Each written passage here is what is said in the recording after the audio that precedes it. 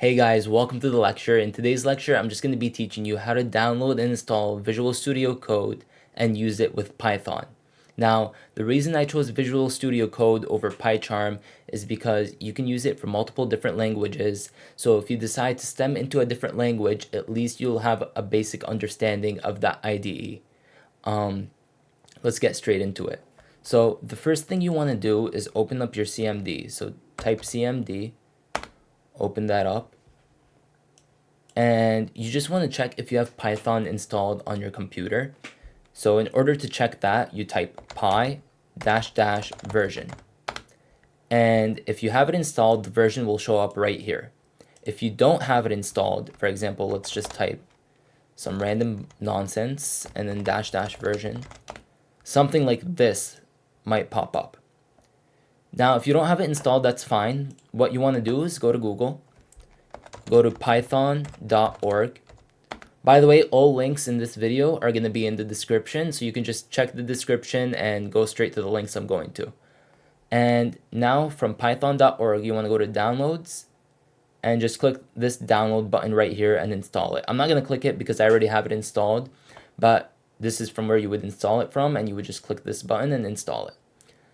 After you have Python installed, the next thing you want to do is download the IDE. We're going to be using Visual Studio Code, so you can just search Visual Studio Code, and you can click on download. So just right here, download. And from here, depending on which OS you're running, you can download for Linux, you can download for Mac, you can download for Windows. I have Windows, so I would click download for Windows, and as you can see, it would install right up here. And once it's done, you can just click that and you can start the installation process. I already have it installed as well, so I'm not going to install it, but you would just go on from here to install it. Now that you downloaded Python and you have Visual Studio Code installed, you can check if Python's properly downloaded on your system by doing the same thing we typed last time, py -- version. And now you should see the version that you're running. Now what I'm going to do on my computer is make an intro to Python folder. Since this is going to be a series in which I teach you guys Python, everything I make is going to be stored in this folder, and I suggest you make one as well just to follow along. So new folder, intro to Python.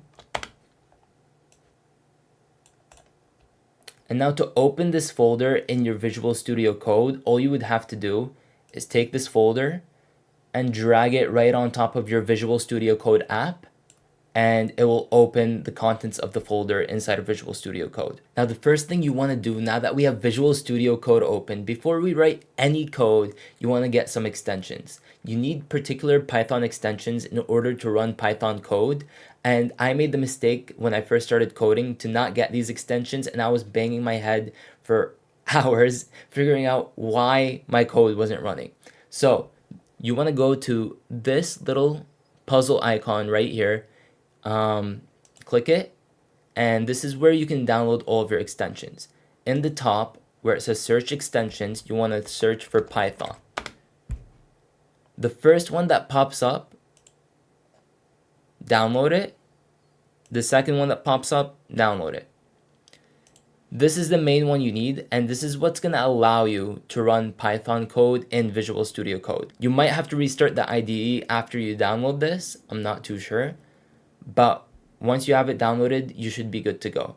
After you download the Python extension, another extension I suggest you download is called Pylance, and it just basically adds a lot of support for Python underneath the hood, and I just suggest you download it. It's right here, and you can click install right over here. Congratulations, you officially have Python installed on your computer, and you can now start your development journey.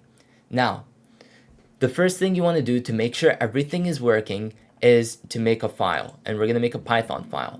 Particularly when I'm making Python files, or any programming file in general, I use Pascal case. And what Pascal case is the first letter of every word inside of the file name is a capital. For example, test, the T is capital, and if I add another word, code. The C is capital. That's what Pascal case is. If we were to add another word, like lol, the L would be capital. So I'm going to name this file test code just because it's the first file and we want to make sure everything's working. Click enter. Oops. Sorry, you weren't supposed to click enter. But this is a good example to show how you can rename a file if you make a mistake. Just right click and there should be a rename button right here. And we want to name it testcode.py. Now it's a Python file. So you need that Python extension at the end to let Visual Studio Code that this is a Python file and we're going to be writing Python code inside of this file. Now, the first thing we're going to do is print something to the terminal. So to bring up the terminal on the bottom here, Visual Studio Code has a built-in terminal. You can go to View and just click on Terminal right there. And the terminal should pop up for you right at the bottom there. And now we're going to print something to this terminal, basically display something inside of this terminal. To do that in Python, you're going to write print, which is the command to print something to the terminal. And you're going to put a bracket. So inside of these brackets, you put the value that you want printed to the terminal. So if we're going to put words, we need to put quotes. And here we can put hello world. So you should have a little run button on the top right over here. This run button is what runs all of your code. Okay. So when I run this code, print hello world, should print right here. So hello world should pop up right in the terminal when I run it. And this is assuming you have Python installed and all the extensions installed. It might ask you to pick an interpreter the first time you run this, and that's fine. You should be able to pick the Python interpreter that we installed. You just click it and there should be a selection, and instead of no interpreter, you would just click Python 3.1.2 or whatever one you have installed.